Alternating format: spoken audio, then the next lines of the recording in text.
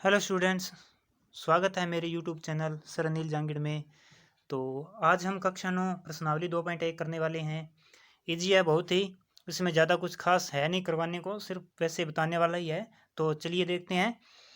Question number 1, निम्नलिखित व्यंजकों में कौन कौन एक चर में बहुपद है और कौन कौन नहीं है, कारण के साथ अपने उत्तर दीजिए। तो सबसे पहले जैसे ये पहला क्वेश्चन है, इसमें 4x² ये स्क्वायर में है, ये स्क्वायर में है, यानी कि इसकी घात 2 है। तो जिसकी ये घात 2 लगी हुई होगी तो वो एक चर में बहुपद होगा, क्योंकि जो चर घात है वो क्या है, एक प्राकृत संख्या है।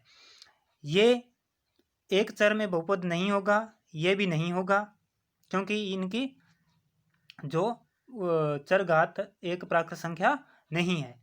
ये जो 5 नंबर वाला क्वेश्चन है, इसमें ये जो है ये भी एक चर में बहुपद नहीं है, बल्कि यह 3 चर में बहुपद है, क्योंकि तीनों की यहाँ पे ये पावर्स लगी हुई हैं। क्वेश्चन नंबर 2 है, निम्नलिखित में से प्रत्येक में x² का गुणांक लिखिए। x² का गुणांक लिखना है, यानी x² के जो गुणा में अंक है वो अपने को लिख देना है।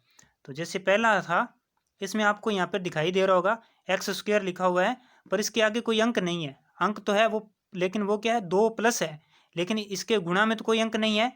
तो जब ऐसा होता है तो उसको हम x² का गुणांक क्या हो जाएगा, 1 हो जाएगा। अब दूसरे में क्या हो जाएगा, देखो यहाँ पे माइनस लगा हुआ है, तो इसका दूसरे का क्या हो जाएगा, x² का गुणांक क्या हो जाएगा, -1 हो जाएगा।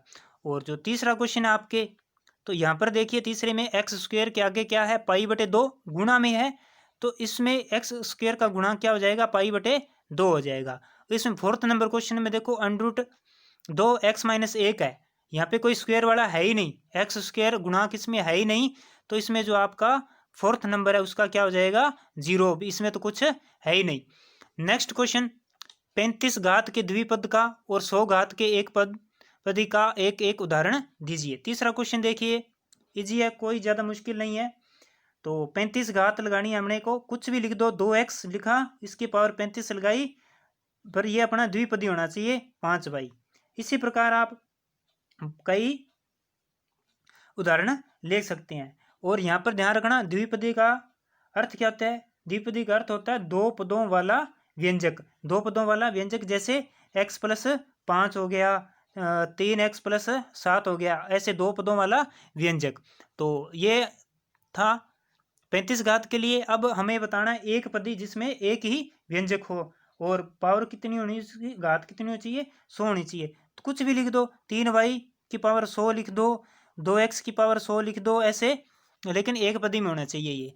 और इसके बाद में 4 नंबर क्वेश्चन है, निम्नलिखित बहुपदों में से प्रत्येक बहुपद की घात लिखिए। देखो पहला क्वेश्चन आपको दिखाई दे रहा होगा, 5x की power 3 plus 4x² plus 7x।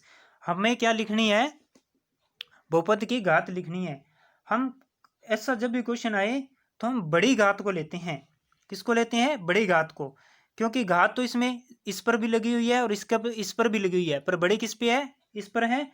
तो इसमें पहले की क्या हो जाएगी, 3 घात, दूसरे की क्या हो जाएगी, इसमें हो जाएगी 2, और तीसरे में देखो यहाँ पे ना 3 या 2 लिखा हुआ, कुछ नहीं लिखा हुआ। ऐसी कंडीशन में हम घात 1 मानते हैं, ठीक है। और तीसरा इसका चौथे में 3 है, कोई पावर नहीं लगी हुई, ठीक है, सीधा ये अचर पद दिया हुआ है, तो इसकी घात क्या है, इसकी घात मानेंगे, इसकी घात हो जाएगी 0 हो जाएगी, ठीक है। 4 नंबर में पहले की 3 बड़ी घात लिखेंगे। ये जो दूसरा क्वेश्चन है इसमें घात 2 हो जाएगी, और ये जो तीसरा है, तीसरे में घात 1 हो जाएगी, और चौथे में 0 हो जाएगी। 5 नंबर बहुत ही आसान है, बताइए कि निम्नलिखित बहुपदों में कौन कौन बहुपद रेखिक है, कौन कौन द्विघात है और कौन कौन त्रिघाती है। तो देखो जिसके स्क्वायर लगी हुई है, ठीक है, इसमें ये स्क्वायर है x² प्लस x, ये दूसरा x माइनस एक्स की क्यूब, यहाँ पे पावर 3 है, यहाँ पर 2, जिसकी पावर 2, ये हो जाएगा हमारा द्विघात। और जिसके पावर लगी हुई है ये 3, ये हो जाएगा त्रिघात। तो इसके स्क्वायर है, ये द्विघात हो जाएगा। और अब यहाँ पर आप ध्यान दीजिएगा, यहाँ पे ना स्क्वायर लगी हुई है, इस पे 4 नंबर 5 नंबर में ना स्क्वायर है ना क्यूब है, तो इसको बोलते हैं रेखिक बहुपद। तो ये 4 नंबर और 5 नंबर कौन सा है आपका? रेखिक बहुपद है ये। और ये स्क्वायर लगी हुई है, द्विघात बहुपद हो जाएगा। इसके क्यूब लगी हुई है तो ये त्रिघात बहुपद हो जाएगा। तो ये आपकी छोटी सी एक्सरसाइज थी, ये समाप्त होती है। तो मिलते हैं अगली वीडियो में। Thank you.